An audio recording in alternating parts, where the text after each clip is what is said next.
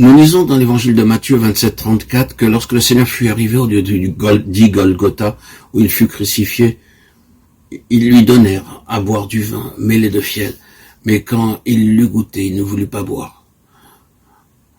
Le châtiment de la croix consistait à faire agoniser un homme jusqu'à la mort, mais il était d'usage d'atténuer les souffrances du crucifié, en lui faisant boire du fiel, mêlé de vin ou de vinaigre. Le condamné acceptait donc tout ce qui pouvait un tant soit peu soulager ses souffrances. Cependant, notre Seigneur fut une exception à cette coutume. Lorsqu'il eut goûté la boisson, il la refusa. Pourquoi refusa-t-il ce breuvage? Parce que sa croix n'avait pas la même signification que celle des autres hommes. Les autres pouvaient éprouver du ressentiment à l'égard de ceux qui les avaient condamnés à une telle mort.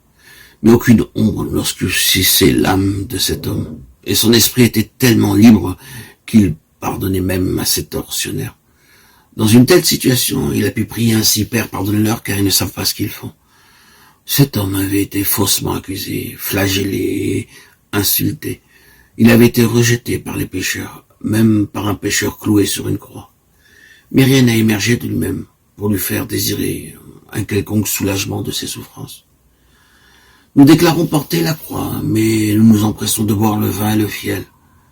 Soyons bien conscients de cette vérité. Si nous avons besoin d'un quelconque antalgique, la croix que nous portons n'est pas celle de Christ. Il était tout aussi sensible que nous-mêmes à la souffrance, mais il ne s'est pas irrité à cause de ses souffrances. Il les a volontairement acceptées. Il n'y a que ceux qui pensent que leurs difficultés sont de peu d'utilité qui ont besoin d'une potion antalgique. Hélas, beaucoup d'enfants de Dieu croient porter la croix, mais nombreux sont ceux qui, les voyant, savent comment ils portent cette croix. Leur air est abattu et leurs propos pathétiques, qui sont des appels, manifestent au soulagement de leur peine. Et ceci, même s'ils déclarent ouvertement vouloir porter la croix, refuser de boire le vin et le fiel. Un quelconque appel de notre part, pour de la sympathie qu'il soit exprimé ou non, trahit le fait que la croix que nous portons est différente de la croix de Jésus-Christ. Oh, combien nous trahissons souvent nous-mêmes.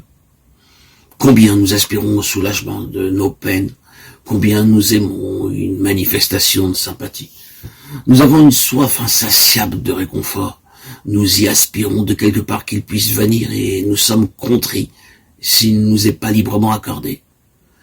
Comment pouvons-nous aspirer à cela si nous avons trouvé notre satisfaction en Dieu et notre plaisir à faire sa volonté?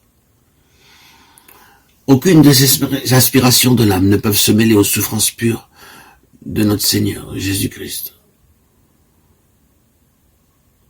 Alléluia.